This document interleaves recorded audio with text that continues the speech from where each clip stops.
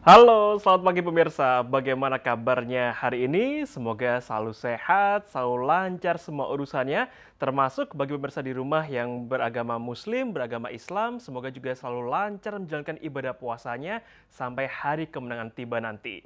Senang sekali saya Oki Arisandi bisa kembali menyapa Anda dalam iBreak hari ini, dan tentu seperti biasa kami akan membicarakan terkait dengan topik-topik terkini yang sedang hangat diperbincangkan di Kota Pahlawan. Nah, tentu pemirsa di rumah sudah tidak asing kalau sejumlah puskesmas di Kota Pahlawan tercinta punya jam operasional 24 jam. Ada yang sempat beroperasi di masa-masa tahun baru, pergantian tahun, hingga masa lebaran dan juga masa libur lebaran nanti. Nah, ini juga untuk mengantisipasi adanya hal-hal yang tidak terduga, yang mana barangkali masyarakat membutuhkan bantuan medis, fasilitas tingkat kesehatan 1, sehingga harus dirawat ke sana mungkin di jam 12 malam, jam 1 dini hari, atau lebih dari itu.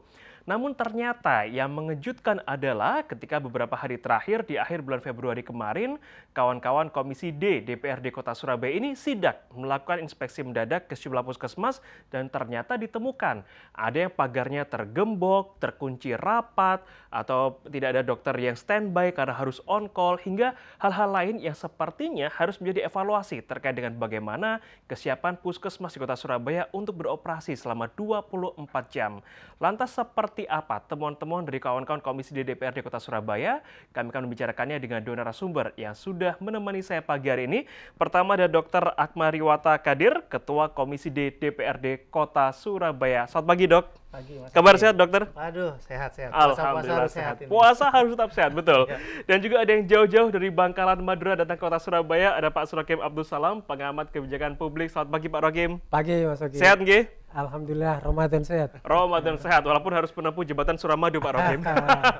Saya barangkali ke Dr. Akmal terlebih dahulu. Ya, Dok, boleh diceritakan hasil sidak kawan-kawan kemarin di Komisi di DPRD ketika mengunjungi sejumlah puskesmas, apa saja yang ditemukan, Dok? Ya, jadi kita sebenarnya sidak ini kan istilahnya cuma mengecek aja ya.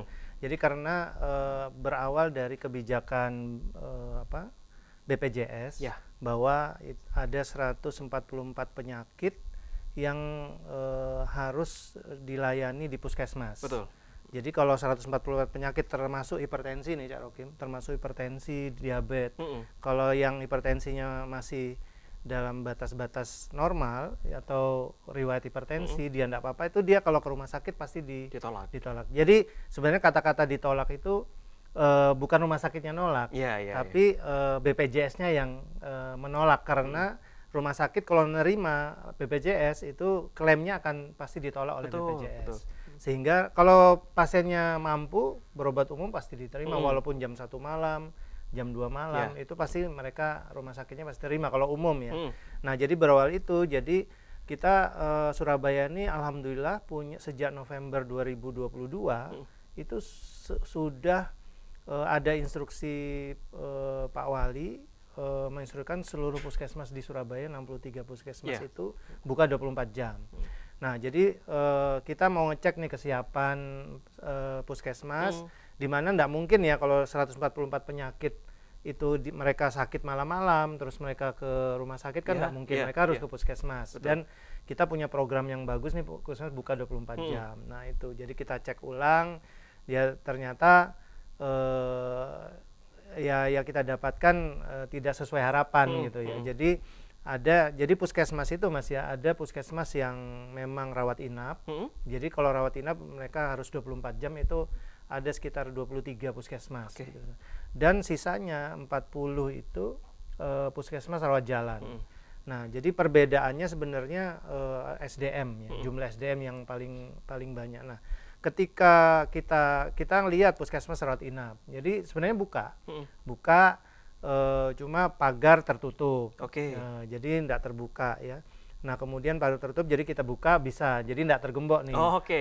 Jadi kita buka, di dalam rupanya yaitu tidur, lampu gelap dan sebagainya.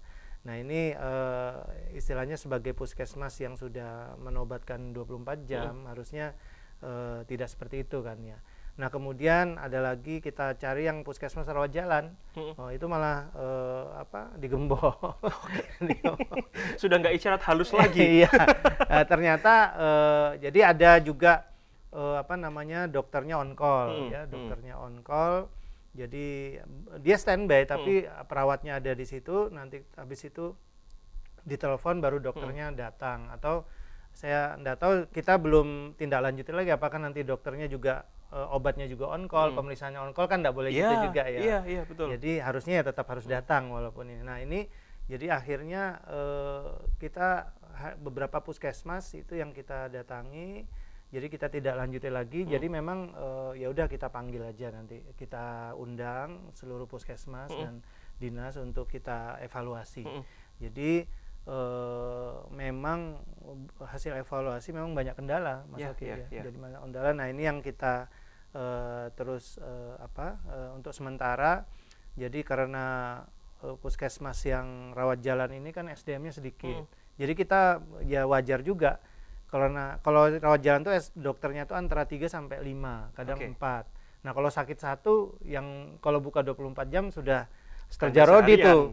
Kerja rodi dokter-dokternya itu. Kalau rawat jalan rawat inap yang 23 insya Allah aman. Karena mereka dokternya itu ada 7 sampai 8. Nah, jadi dilihat dari SDM saja, belum lagi perawat itu. Dari SDM saja, dari dokternya memang tidak disalahkan kalau ada yang digembok, ada yang on call dan sebagainya, karena dokter yang on call kemarin kita cek ternyata besoknya dia harus bekerja lagi. Belum lagi program-program yang lain tuh, ada 1 RW 1 nakes. Iya. Ini baru puskesmas 24 jam ini. Siap. Nah, Pak Rokim, Puskesmas 24 jam ini bukan kebijakan baru, tapi dari tahun 2022 dikatakan oleh Dr. Akma, yang mana memang kemarin sidak ini dalam rangka memastikan bahwa puskesmas siap menangani pasien-pasien dengan 144 penyakit yang tidak lagi harus bisa langsung ke rumah sakit, tapi ditangani di fase 1. Nah, melihat kebijakan seperti ini, tapi ternyata ketika terrealisasi di lapangan, temuan-temuannya seperti dikatakan Dr. Akma, ada yang tergembok, ada yang lampunya nyala tapi pagarnya tertutup. Nah, ini melihat kebijakan seperti ini, apa komentar Anda? Ya, pertama dari sisi kebijakan, ya memang kita harus mengapresiasi. Tidak gampang puskesmas bisa servis 24 jam. Ya, berekselen kalau menurut saya dari sisi kebijakan. Dan itu menurut saya bagian dari inovasi. Ya, harusnya memang kalau semua menyadari tugas abadi negara, ya, pelayanan kesehatan itu sebenarnya kan bukan tersier ya, tapi kan primer. Dan itu bisa kalau sampai kemudian ada layanan 24 jam, itu artinya progresif kebijakannya dari sudut itu. Nah, teman-teman Komisi D mungkin memastikan implementasinya seperti apa. Ini nih, kebijakannya sudah bagus nih, implementasinya kayak apa, maka ngecek di lapangan. Saya pikir teman-teman harus diapresiasi juga bagian dari cara untuk mengecek implementasi kebijakan ini running well atau tidak. Nah, ternyata di lapangan ditemukan masih banyak kendala. Dan memang itu penting ya untuk dilakukan, karena kalau tanpa pengawasan bisa jadi ya istilahnya orang ya wujudu keadami, adanya sama dengan tidak adanya. Nah, dengan begini kan tahu, oh ternyata kurang SDM, oh ternyata kendalanya ini. Jadi saya pikir tidak boleh sporadis ya. Pengawasan menurut pendapat saya harus dilakukan terus-menerus, sustain, sehingga kemudian akan diketahui progresnya. Kira-kira kendalanya ada di mana. Tadi disampaikan Dr. Ahmad kan banyak ya, SDM, mungkin dukungan anggaran, apalagi sekarang ini ada efisiensi besar-besaran itu kan juga akan ngefek gitu. Belum nanti persoalan supporting dan lain-lain.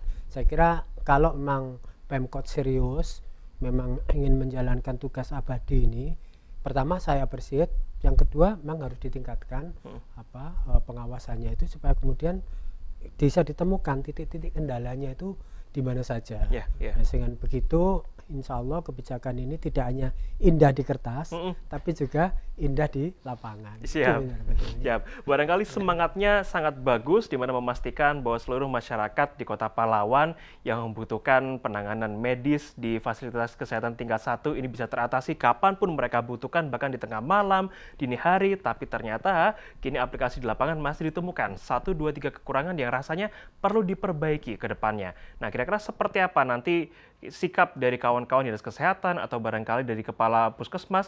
Kami akan segera kembali usai jeda berikut.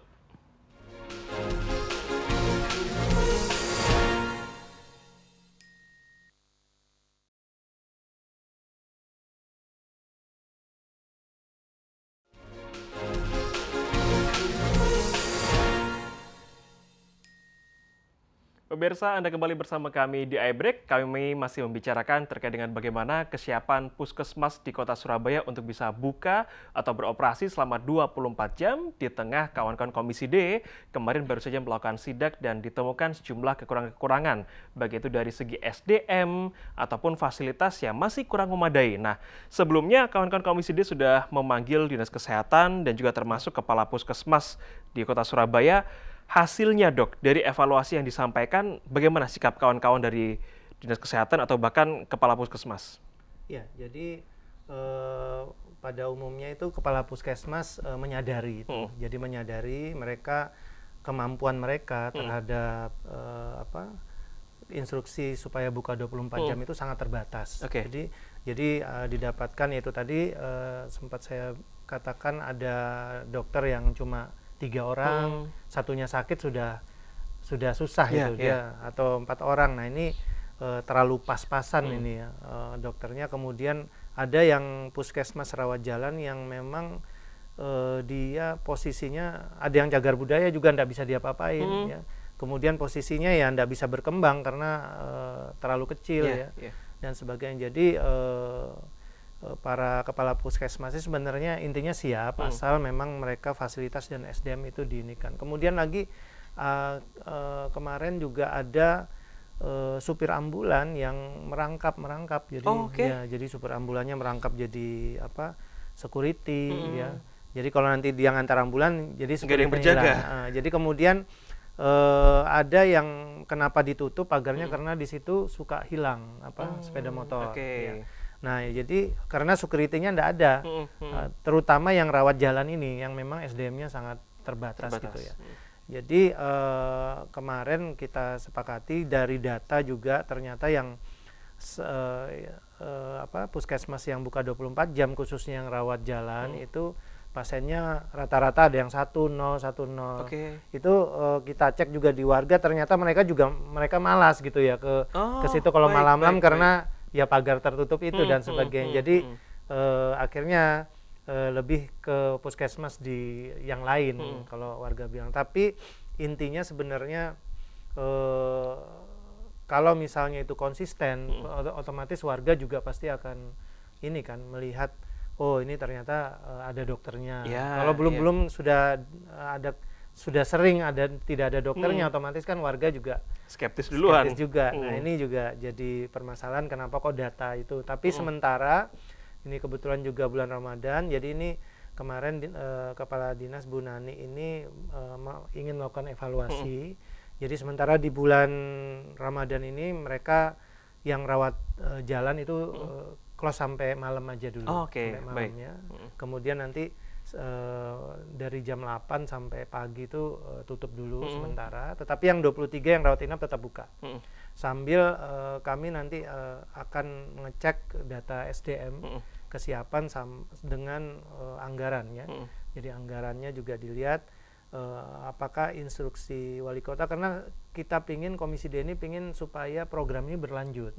Karena apalagi ada kebijakan BPJS itu kan. Nah, ini sangat membantu ketika pasien yang misalnya ya hipertensi, dia kepalanya pusing, dia tidak mampu, dia ya maunya ya ke puskesmas gitu malam-malam mendapat obat. Tapi tidak mungkin ke rumah sakit ya.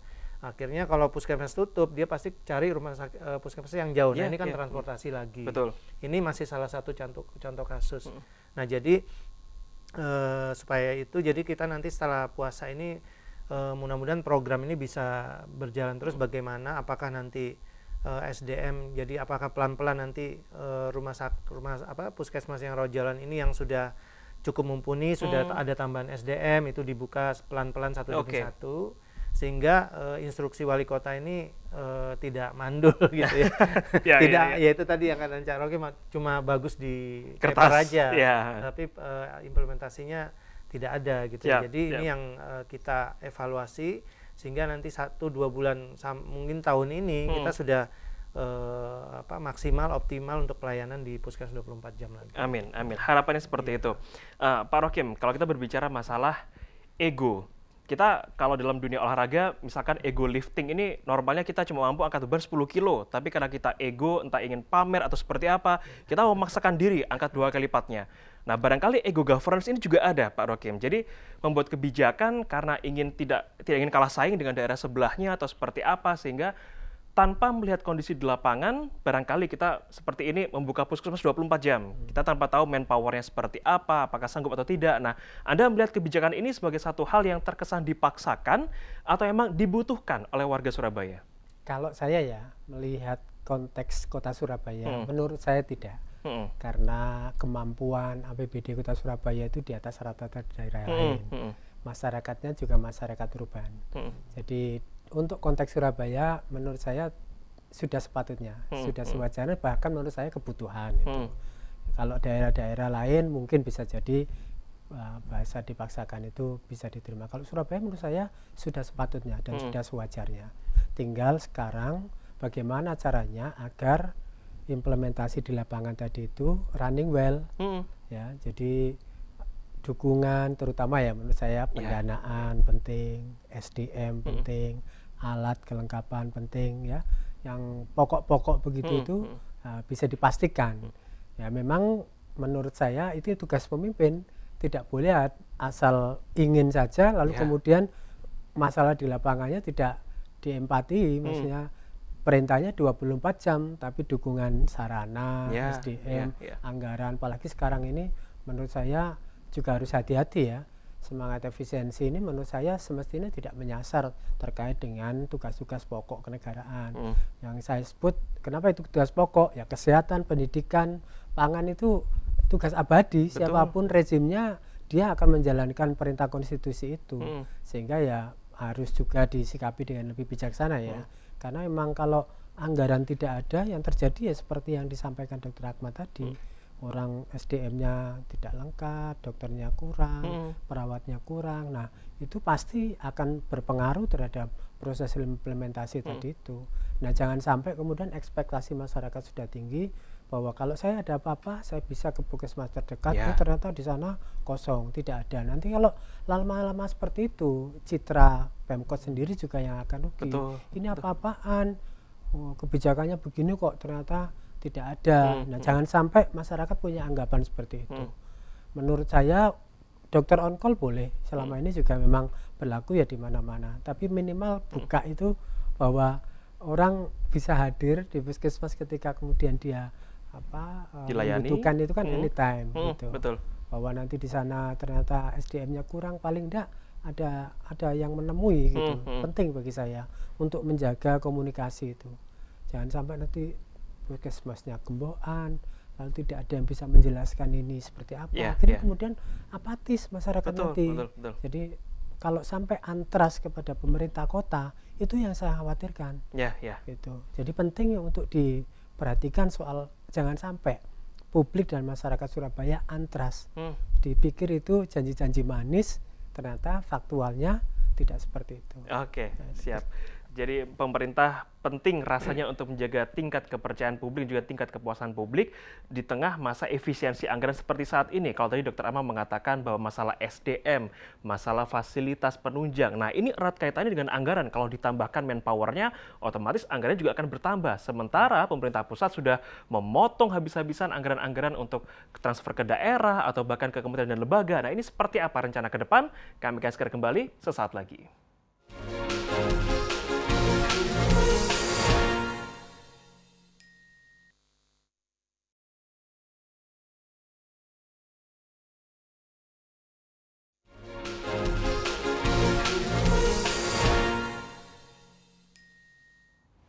Terima kasih pemirsa, Anda masih bersama kami di iBreak. Sudah segmen terakhir, saya ingin langsung ke Dr. Akmal. Terakhir saya baca hasil sidak kawan-kawan Komisi D, Dr. Akmal, selain masalah tergembok, masalah SDM, ada juga beberapa fasilitas seperti tabung oksigen terbuka, tidak ada masker oksigen, yang itu erat kaitannya dengan fasilitas, yang kalau itu harus diadakan dalam kondisi baru, otomatis akan membutuhkan anggaran.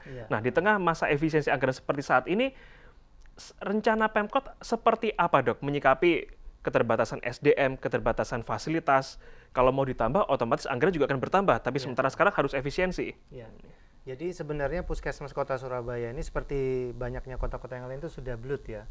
Jadi dia berdasarkan kapitasi yang ada mereka dapatkan dan lumayan rata-rata pendapatan mereka per tahun tuh mulai dari 1 miliar sampai ada yang 6 miliar. Yang yang terbesar itu yang kemarin kami datangi itu Sidoto Wetan itu kalau tidak salah 6,4 miliar pendapatannya setahun. Nah, jadi tentu saja tetap kebijakan Dinas Kesehatan Kota itu dia memang tetap memerlukan anggaran khusus untuk puskesmas yang masih minim ya, masih. Nah, jadi untuk kesiapan anggaran kita tahu bahwa kesehatan dan pendidikan itu kan harus minimal 20% dari dari APBD kan. Nah, jadi kurang lebih ya 2,5 triliun ya. Jadi insya Allah kalau 2,5 triliun kan dari APBD 12 triliun itu kan itu sudah insya Allah sudah kuat lah. Nah, itu nanti akan kita tambahkan. Sebenarnya dari lama itu kita sudah wanti-wanti untuk SDM karena banyak sekali laporan dokter-dokter ini kelelahan. Kalau kelelahan kan efeknya nanti juga ke pelayanan, terapi. Bahkan warga itu kalau kita reses itu laporannya itu perawatnya mencucu, terus dokternya enggak pernah senyum. Itu kan ya ternyata ya itu salah satu faktor adalah memang mereka bekerja terus kelelahan. Nah, ini yang sejak itu kita terus mendorong supaya Dinas Kesehatan untuk menambah. Alasannya ada beberapa faktor yang mencari dokter juga susah. Nah, ini mumpung ada fakultas kedokteran banyak kan di Surabaya itu kalau tidak salah sudah 8 itu fakultas kedokteran. Nah, ini banyak lulusan. Nah, ini kan bisa jemput bola, tidak harus menunggu dokter yang lulus tapi bisa membuat MOU dan sebagainya. Nah, membuat MOU dengan FK-FK yang ada di Surabaya dan tentu saja nanti ketika mereka sudah selesai internship, lulus internship, mereka bisa langsung masuk ke pemerintah kota. Nah, pemerintah kota juga harus memberikan semacam apresiasi dan sebagainya untuk dokter-dokter ini supaya mereka dokter itu kan cita-citanya kalau dokter umum pinginnya spesialis. Nah, ini mungkin nanti yang dokter-dokter yang ada yang ikut pemerintah kota Surabaya nanti kalau sudah bagus prestasinya bisa disekolahkan. Jadi kan ada semangat gitu. Betul. Jadi tidak terlalu susah untuk mencari dokter-dokter ya. Jadi apalagi sekarang BLUT kapitasi pendapatan dokter pasti akan meningkat. Karena kapitasi itu kan berdasar pada jumlah peserta BPJS. Sedangkan kita ada perwali yang mengatakan bahwa karena kita sudah UHC ya, Universal Health Coverage, jadi seluruh warga kota yang mau BPJS kelas 3 itu bisa dikelola dan kapitasinya larinya ke puskesmas, bukan ke klinik ya. Betul. Jadi kalau ke klinik swasta itu boleh pakai mandiri dan BPJS yang dibiayai oleh negara. Tapi kalau khusus kota Surabaya itu ada aturannya memang masuk ke puskesmas ini akan menambah jumlah kapitasi dan menambah pendapatan. Baik. Terakhir Pak Surhakim, singkat saja waktu kita terbatas terkait dengan bagaimana supaya seperti Anda katakan tadi bahwa kebijakan publik ini tidak hanya indah di atas kertas, tapi implementasinya juga harus terus terjaga. Pesan yang ingin disampaikan, mumpung ada anggota dewan atau bahkan pemirsa di rumah, pemerintah Kota Surabaya juga menyaksikan, silakan. Ya, pertama kebijakan ini kan bagian dari inovasi ya. Tidak semua kabupaten kota punya program sama. Nah, menurut saya ya ini inovasi yang bagus, patut diapresiasi. Kendati masih juga ada inovasi lain yang lebih progresif.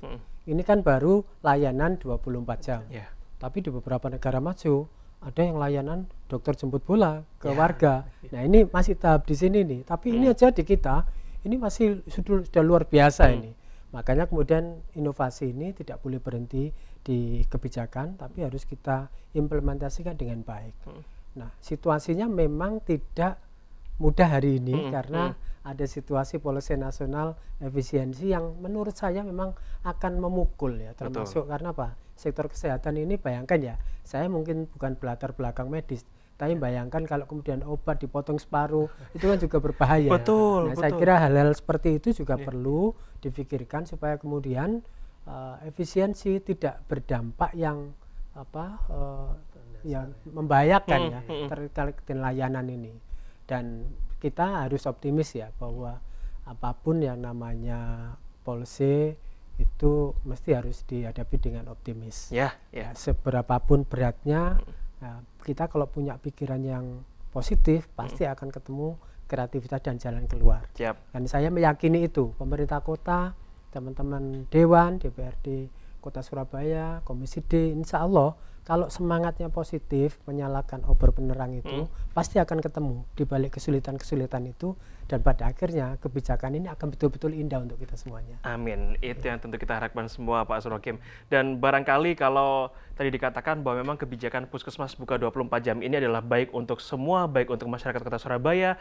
Kalau masyarakat memang seringnya suka menyampaikan keluh kesah ke anggota Dewan, barangkali SDM di Puskesmas juga boleh kan ya, Dok ya, sambat ke anggota Dewan ya. Barangkali kalau memang, Dok, di sini anggotanya terlalu sedikit, fasilitasnya terlalu minim. Nah, sampaikan saja, karena memang semangatnya adalah bagaimana untuk menumbuhkan Puskesmas di tempat Anda bekerja semakin prima, semakin bisa melayani seluruh masyarakat Kota Pahlawan tercinta. Terima kasih Dr. Akmal, terima kasih Pak Surokim sudah berbincang-bincang bersama kami di iBreak. Dan pemirsa, saya Oke Risandi juga mewakili kerabat kerja yang bertugas mengucapkan terima kasih sudah menyaksikan kami hari ini. Mari bersama-sama kita sebarkan semangat cinta damai. Selamat pagi, sampai jumpa.